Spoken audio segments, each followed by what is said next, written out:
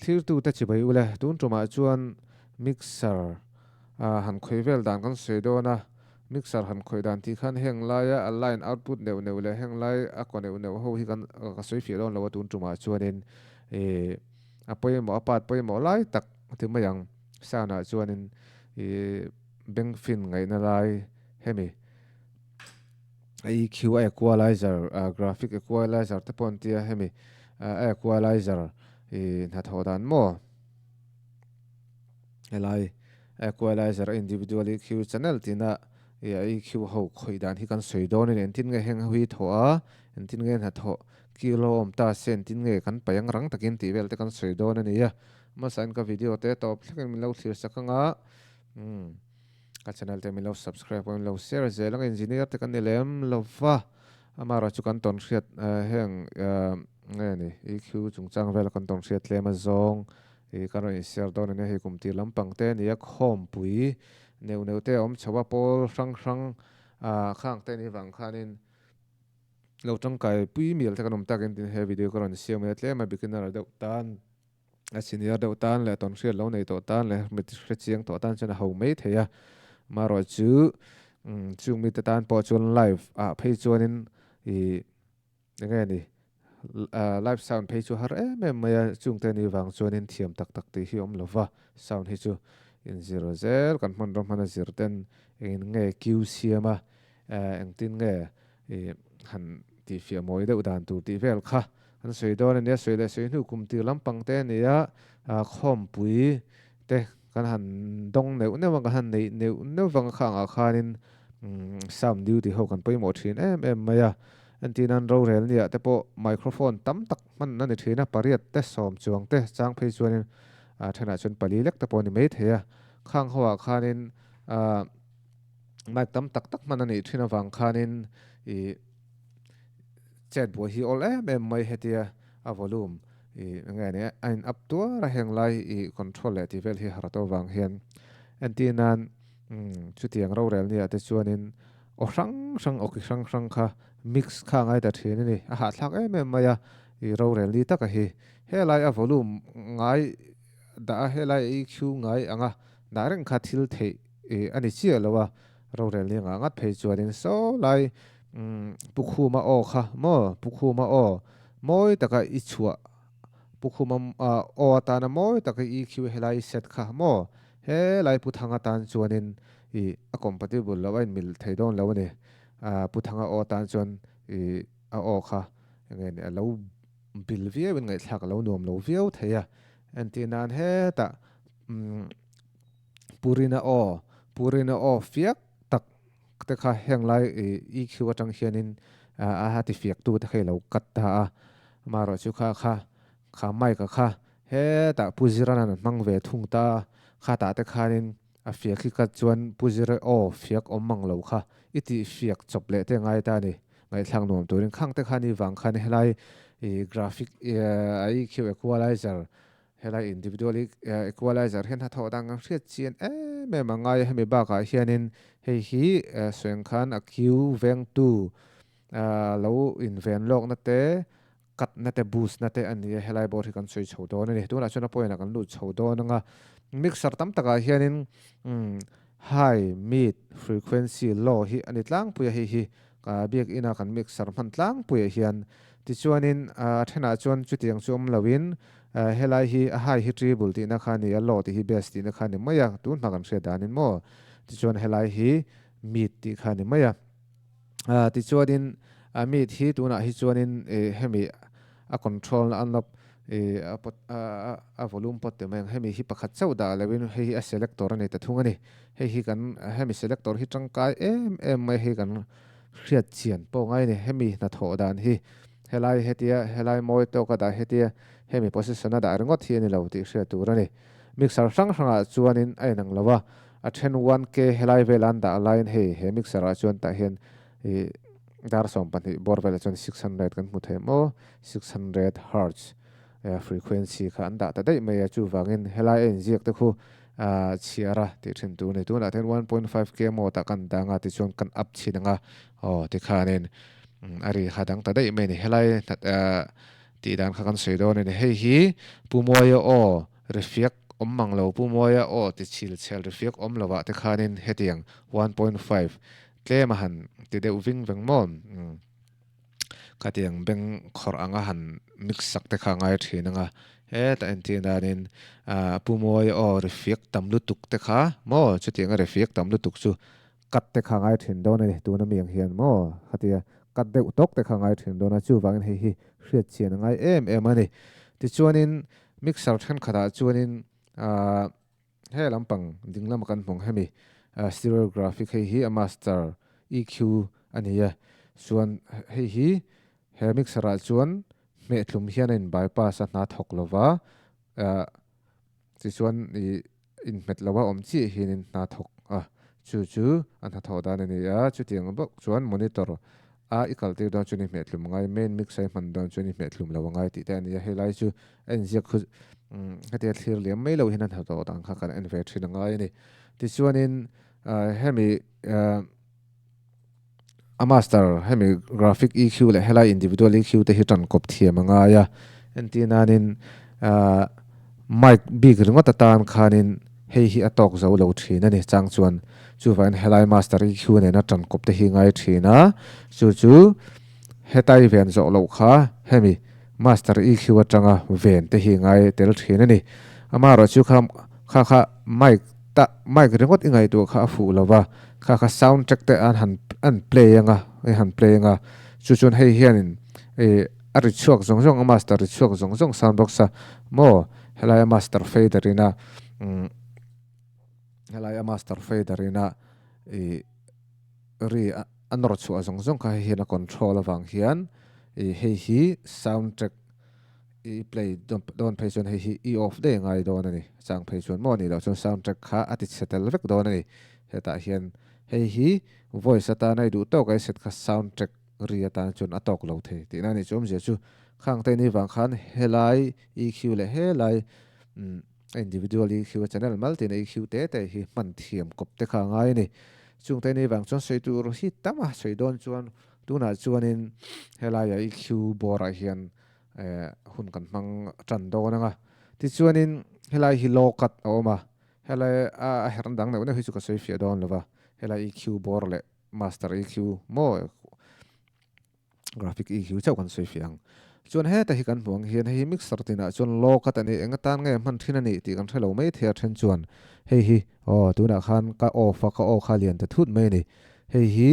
instrument a chuan mon bass guitar te drama te hi chuan kan off chuan bass guitar te kha thum lian thei don lowa 100 Hz kat dei ti na nia chuan bass drama po mo khik redup dup tur te kha akat dei theya hei hiang lo chun tuna hin kan on chin chiang kha o kha te ta dei me ni le phone atanga ngai thatan chuan in a hriat lo me theya difference kha mara chu headphone na mo soundbox lian de mo chuan in woofer vela tang thak chun ni an thodan kha kan thretura ngai la ti chun hei chu athum katna 100 Hz mo chu ani a hei hi antinan film thuin soi thina gelatin po mic up la mo gelatin po atom bom po nuclear bom po over mic up la alo 100 Hz ni ka chuan mo he lai 150 mo 250 thleng mo ikat chuan thek ba karon ti don lo ani mo chung vel chu ni an tho dan chu tiang kho pa thok chak chu ni a sweng khan hi mai ka chuan on ngei tu rani on ngei tu rani a antinan group singing ate a bass hawina FM angani a bass pa ta chuanin ti thum ka du se chu vain kan off teng ti kha chu ti thei thawa kha chu kan thu ni sela mara chu ti ran tlang puya chuan recording le hemi pre production post production ate ponenga lo hi kat thinani voice tan ti kha kan soi ni sela ti chuan next le chi hian 12 kilohertz ama 12 kilohertz chu sing khat sang nei hertz ti na ne mai ke chu sing khat thluk puya ni kha kan riat kha ti chuan 12 kilohertz oma he controller he a hervir na hian 12 kilohertz chi a control ti na ni frequency dang aleng lo company in 12 kilohertz no mo potentiometer an vua chunga khwan chumi han tuai vir vel na chu ni ang thia thiam dan tur chuan treble ang khania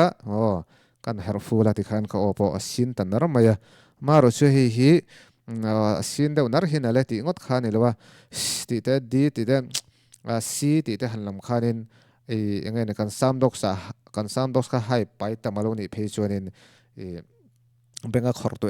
maya chu wangin kan tumber tur chu he ta ami pui lampang hoina so lai thu soi pa o ngai thak nuam ti taka a level nuam tak le EQ dik tak mo resiam tuk si lo thum bulbul ni si lo puam dian ni si lo wa a remoi to kan lo hriat the kha poi mo bera chuan point poi mo dang le pakhat kan senga ka thei khal main thu soi lai te tong trai lai ten graphic EQ helai hi mo graphic EQ equalizer khoi khoi lo tu ra ni enga tinge kan ti chuan trong chapua puthanga upa an trong trai lai na chang le kan her thu ma chang le kan her fia ka mo kha trong trai lai chuan hei khoi lo tu ra ni thu soi lai ten chan chu min thing lu le ti tak zeta thu le hlan ngai thla kan trong trai lai khan khami mut kha kan ti chhavek theya chu wang chuan khom lai chuan aki wala om pal ni pon kha aki chau kha ven tu ra ni EQ hi khoi lo tu ra ni ti kha kan soi ni sela ti chung an soi thong han hi 12k hi ari ti sin na ni ya ti chuan hi mit kan kal san lo kang hei chu a cher le chu mai theya mi lo thi mula hei hi low bass kan tiang 80 Hz mo thum hemi 100 aya ri thum le khami volume pek na down na ani mo hei kan ti ta chuan o te nga pakhat le chu biak in chunga te kan biak in a khok veo phei chuan heng a bass te a low mid kan ti a puam lian ho te hi kat thin tur ani i o te lutuk si lo mo a moi tok khan ti tur ni a bass te kan pek tam lutuk chuan khok a siam ma biak in a in sok khok ma a biak in banga te kan biak in kha acoustic treatment a in sok khok veng tu tiang chi kha kan da lutuk lo ani phei chuanin khata khanin khok a siam ma a chu wangin heng a thum lampang te a puam lin lampang te khati lutuk lo tur ani ti chuanin hriat le tur mai pakhat kan sei le loka biak in chung hi in khom kan tlem chuan kiu ma a tin khi ta ventilation tuk verte le kong khar in khar de vekin mo ti mai ol samjong in ain hon mang lo chuan kiu ma bok ti hriat tur ani cholni zana mi pui tam zana i mixing dik tak kha tho tan zana mo tho le zan ko ran me chin khom zana chuan a fu chia lo thei chu hriat tur ani a thot cholni zan mi pui tam tak khowo lai ni a kong khar jong jong in khar la ya mo i mixing kha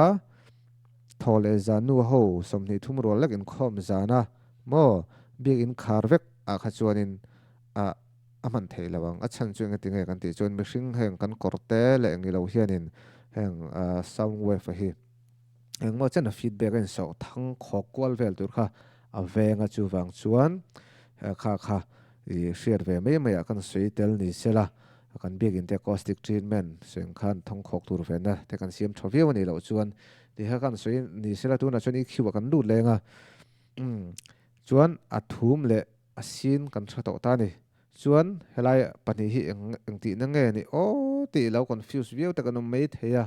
sele sune tlema beginner de utan hemin ha thodan tu na kan sweng he poimo khop maya mixer than khala chuan om le lo mi ti tap te no manga le avar hi kon sei tam pui lawang avar hi frequency selector ni frequency han selector frequency kan ti chuanin te kan sweng o he ta hian hi 125 250 mo hertz sang frequency hertz sang 250 zanga te sang khate sang ni sang li sang riat ho han select kwal vela ni hela ya hi mo hela ya atoi vir na var hi za som ni som nga zanga ti vel han select kwal la ni chu om zia chu tuna hianin he selector frequency selector a hianin a niam bera hian 100 mo 100 a da theya maro chu na thok adang lam mi lo ni tuna khan hi avarin her kwal vel hian in her kwal vel hian danglam mi lo mai ni enga tinge chan kan ti chuanin hi unity ya la om wanga ni mo hi zero zero line na thok mi lo na lo mani chu normal mo tuna miang hian helama miang hian helai hian lo ma in rot che chawin he na thok ani khamo chu wangin hi na la thok turin ilan rot che kwal vel lawa tuna hian za ka da a ka ola danglam chung lo ma ro chu he laia lokat kan ti mo 100 hertz ang hi tuna kan kat chinang za a ka da a chu kan kat le chinang ti khan ka te ta vek me ni kan tha theng chu mo kha 100 hertz 100 hertz ro chu han ti te chelu tuk tur khapin nge ni mihring alian thum lian tok lawa chu wangin ka kat full pop pon he mo -15 thlengina kat theya a volume a pek niam theya db som panga +15 thlengina volume up theya ni kan apero chon ha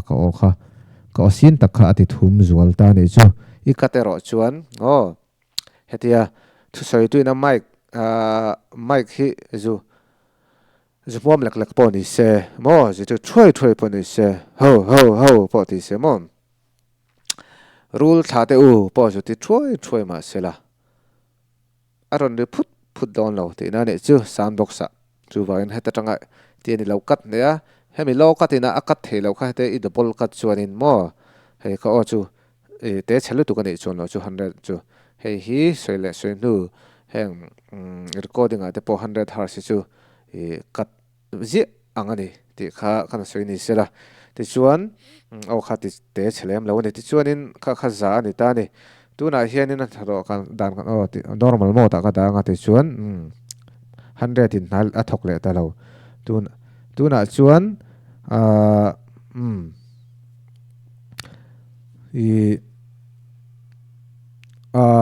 mic ti q2 le ti vu2 khatiang zon na kan sweng lokana ngare lo nan an soi deu zung a video hi a sei lo the lawa le sweng khan lo hi chu oti thum na ni begin chunga te kan sandbox ina thuma pai tel tam ngal phei chon hei pek na lo tur ni hei chu a khoi tu benga zira ni ti chon hei hi frequency selector kan ti kha chon hei her call ve mela hei ang lawam chon na thok lo kan ti kha chuan tuna hianin q lawam pal thutin mo a volume fader helai anortol na hi ti hian in nortol santi rini du si mo maro chu q zel mai si kha q siam tu khai zong don ni tuna upa hoin aron mit mei thin che ti renan du si an ti nan chol ni choma nga te le khom piliana te po norrin ngai thin si ma se in norrin a piang khan q mai zel thin si chulai han solve dan chu kan sei don ni tuna hianin nor to kanga mo chuan kiu vei khalom ta ni sin deuh tan la kiu chuan sin deuh wa lo kiu chuan hemi kiu dan sang hi karon so man talawa chuwang chuanin ange ni sandbox kan chop nai lu tuk lo tu mela min han helai mic ne na hanin man khalo tur kha chu ta tang chuan han ti kiu vai la chu na tho da na the tang ma ro se hi in lo practice anga a thiurin soi ta maila sin deuh wa kiu chuan a hai na ti kian ti na ti kiu ti na ni chuanin a fiak kan ti mai khatiang kha beleu mo khatiang kha 1 kilohertz mo 1 kilohertz atanga 1.5 2.5 thleng hi chung ho a fiak ti kiu tu chuan ni vele ni ti chuan nge ni man mo dewa a kiu siam tu zon dan kan soyang tu na mo poi mo tu khai hi hetiam hian dar kwa hei dar som pani dar thum mo ti hian dar nga adar zong soi tong chuan dar ko vela hinin da anga mo hemi apai tu volume hi chuan hi a selector ani eng frequency helai frequency selector hian ati q2 kha in zong kwal don ani all india radio kan ngai thak dona aman fu nge fulo ti kan ti don helaya fm frequency hetia kan zonang deuh khan ti hian soi te in her kwalanga mo hi masabera chuan in pailok photanga in pailok in ida anga chuan 1k 1.5k lo ti q ve tu kha zoi te in heranga mo at q zone 2 dik taka thlen chana re mak mayang chu chu kan tha thiamang chu mo chu chu helai var hi pong nor mai lo tu te na ne chu hi om se nei lu tu kan ya helai hi chuan antinan i redeu kung kha mo 600 hertz ti te 250 atanga 900 in kar mo lomit kan ti chho ho khating ho kha ri puam lian ti te ri te kung a ri deu vu mo a ri deu vu reng mai han tiang ta kha heng lai 600 atanga 800 900 in kar te hin ni thina chu wang chuan hei hi in apai mod apai tu hi in minus photanga ti chuan frequency kha apoluk at down tu hi ka soi thiam chi lon tin nga ning o hi in lo sha thiam mai tu rangai la apai pai lok mo ta in da photanga mo aro khalai khati han soi ngot po chu hei hi in minus lo khanga hei hi chuan engma thok lo i frequency heta i select azir sir khana ta thok don ni retikiu tu izong dona pai tu lok pai lok tu mo ta in da nga ti chuan q q ve nat ati q chuan q ve tu zona top chat mai do ni ti chuan rida vu ani chuan helai 600 atanga ti bor vela hian ti ni in eng lawanga ti hian in her kwalanga ti chuan in rida kung mo rida vu rida lau khatiang soidan tama khatiang ho kha in her kwalanga ti chuan in a frequency a thlen di khona chana top chat mai ngati ate deu lau ang chi te khamo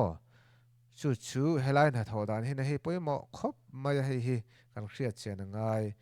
om je chu ar ta hianin le point dang le poimo lu tu kan sei leang in mai kha in pulpit mic te chairman mic te kha quality sang lu tuk lo alo ni theita ni chu wang chuan i quality sang lo sang thum zanga ti choman sang aman tlom ho chu heng 1k ti te 1.5k ti ho te hi atama wang hian ti mayang heng ho hianin ati hiu ma ma mo chuan 1.5k borvel hian lo ti kiu ma ta sela in kat photanga ari anti kan suang ari beleu ho kha in kat photanga mic thataka ni lem lo chuan ari beleu tu kha in kat photanga ti chuan helai i sinang suang dinglam pangsai da hin master eq hemi hi om chuan ari beleu tu in kat to nuwa khanin rivung khalom ta ni kha rivung kha mo hei hian frequency pakhat ba ka select thei si lawa mo 1.5k chi a select ta ni tuna hian a 600 po rivung po khu han kat tel ka van du em oi ti ta ni ma se a thei lo i mixer na thok thei lo to kha mo chu wang chuan kameru vu kat edu box si ta hei hian heta hian a katangai tel box si mo a kiu ve kha i katangai box si kha i dinglam pangsai ta mi nen i tan kop ngai ta ti na ni helai hi poimo le em ani chu mic quality thawak lutuk lo emo in nei chil vela mic soundbox le mic in nei chil lutuk kan man te khanin man ngai thina ni 1.5k ta hi ni veng lok box si mo tian in veng lok khanga ti chuan in maro chu vu lom kha pai ngai sia chu helai bor 500 to 350 bor vel hi ti hianin ti khanin ka o tang khan sa thei mai tura ngai la ti chuan kha ikat lok ngai box si ti khan he te vu wo khamir vu ho kha ikat ngai box si chu helai master eq ne he te tan kop te hi ngai thian don ni chu so yang khan he hian 1.5 chau aveng thei helai a hian mo chuan 1.5 ni lo 1.5 aya sin khat sang ni han kai si lo frequency khana lo ti q ve le thei ta ni chu sang li bor vel hian lo ti q le thei ta ni mo an sweng khan hian sin khat sang ni kilohertz chi a control thei kan ti kha chuan heta rang hin in veng ne lo ta he lai master EQ tang hin i veng le ang mo ta tang hian la ri ti sin tu an tin an 2k te hi he su arik dan chu kan hring a zo te mi uri ani chu 2k heng te hian in ati q beleu du a ti khan in kan sewanga ma ro chu i hemi kat tam lu tuk hian in o kha ti puk chewek thein heng ho 1k 2k 4k thing hian a sensitive em chu van hei hi moi tawkin pong kat bur lo tur tin ani chu hei hi a q re tok le oti chalo to kha kan man thiam kha angai tin ani chu vain graphic i khu hemi equalizer khoi thi mi poimo em sound engineer thiam tak nei don pon sound engineer chu kan ni lem lo sound engineer thiam tak nei don pon hei hi angai ani soile soinu puma ku kate tikum nga sang ni le panga pani chovel pokhan mai there ve le to khami kum khanin vaipa vairama sound engineer hian azir tir thena kan thian pa ampuyate asei chu heng hei hi 1 2 3 4 5 6 7 7 beni q ani hei hi hemi equalizer 7 beni q ani hei hi i kan vaipa engineer pa chuanin kan mu lovin koi thangau ngau maya eng hearts nge tuna khanin ka kat eng hearts nge tuna khan i kanor chau ti kha exam na khan practicalin kan baya ti kha har khop maya ti kai ni po hei hi i practice thin la ti chuanin antinan kan phone player te po han awm vek khai equalizer mo kha tang khan at sin tu ti thum tu ti fiak tu khang ho kha han nor chin thin la ta tang khan heng hon ha tho dan hi chuan hrema yang hi poimo ema omoi taka chuana ni hei bak omoi taka chuan na om lo mo tonga ngat phei chuanin heng lai effect reverb delay ti ho chorus khang modulation thang khan lem lawa heng ho graphic EQ hi hriat chian a poimo me equalizer hi mo chu wang chung chu kan swing khanin vaipa in 1k te ti hian an kat tapa enge tuna eng frequency nge tuna ka kat kha ate ti khanin enge tuna ka up mo khatin khanin kan practice thina har thin lu tu ka har berati ani bak hi chu enge ni ajiak en chunga hriat thiam thei vek ani ya mo shooting te chu ni ya chu wangin apoimo ber chu in concentrate takin thil dang ngai to lovin ron kiu ta ve se in nge ti kiu ti helai frequency ang frequency borvel in nge ti kiu mo helai hi kalain buat sei chi lova i chiang le zolen han soi chu ka cha khop maya na chi nang swen khan revu ti kiu ti chu alo ti te mo rifiak deu rilau ti kiu ti chu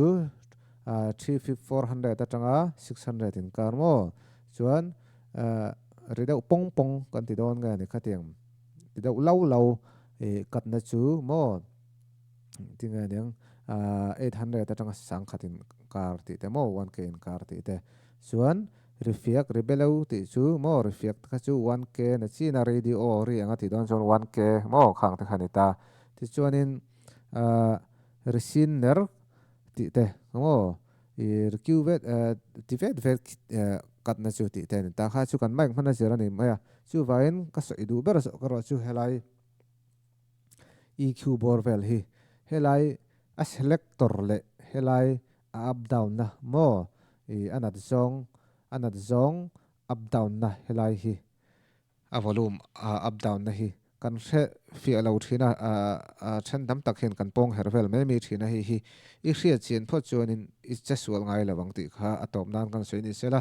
an video ata seilo thelo he minute som thum da kar chan ve don ani ya lo thelo wa soi don hen ngam han soi non thin te hi kan ei thina kha han tong kam te kan thiam lawa chung te ni wang thin chuanin apoi mo zual chu ti khan ka soin ka hrian kina adang neu zona om chung kan hrilh se langa chuan la tom lang kan soin on leng hei hi frequency selector ani du hete herlo tur mo hei hi hemi kan select anga volume up down na nia tuna hi an kan select kwal vela na thok mi alo enga tinge kan ti chon hei hi volume hi na thok lo turin 0 a om mo chuna hian ka o hi ka ti fiak don ani hei hi in select ringot khan hi i pek le si lo chuan a fiak thei lo kan ti fiak do na nga o ti khan chiang turu tom nan chuan ka o hi kan ti puam lian do na nga tu na hian mo 600 vel hi oti puam len na mo ti khan ti chuan o kan ti thum deuh do na nga 100 hertz vela ka da nga o kha lo thum le ta ne he enga ti nge kan ti chuan hei hi plus 15 in ka apani mo plus 15 lo 7 vela ni hi mo plus 15 lo 7.5 vela ka da dar thum vela chuan tu na ka o ka lo ti puam deuh do na ni o 150 ti khan ka ti de beleu de wanga 600 mo chuan ron chho zel anga beleu te langa ta be chana fiak viau to ni mo kan tha thiam turu hei hian alo upsa mo frequency kha chu ani ti hian o kha ka ti sin ner do ta ni 12k aya ai ni lawin 8k sin ka du zo ki ti chuan 8k mo tai danga iti sin meng ti hian mo ti khan o kha fia the mem to mai do ni ti kha kan sei thei thong ni sela zona le chan na om chuan du le video danga te zona om chun kan tianga maro chu seng khan mitam tak en du chi ni lem lewa tu na mi hi tui zual tan chau le a khoi thang a khoi thin tan tlem alang bang bo deuh tan tin he video hi karon siam sham ni sela mlo sa thiam anga seidan chun sei tu ratama heng lai an tho dan baka thil se sang sei tur hi om ve nia chuwang chuan heng lai EQ le mo helai a main EQ le helai individual EQ tan kop dan te kan sei tong khanin he le he hi o in man kop khan solon som thu ta I off lo chuan he hian sound track effect dona ate sinner thaya chuwangin kha helai man du box si chuan sound track kha helai individually khiwa hian ari pong lian moi tura iset vele kha ngai ni chung vel te chu nia hei chu ba hei chu tai mak na ti pai practice ane mai ba hei chu mo I bang kha chu tiang sa thiam thei tura I practice ngun pau le thiam don ti na mai kha song kha kan sei theini sel ka video te in lo hlok pi ngai ka base ya ka channel te men lo hlut sak thina lo mom hle maya sen khana thiam ber chu kan nei lo mara chu kan ton thriat ang te kan in thil ton zel tura ngai la thange alo me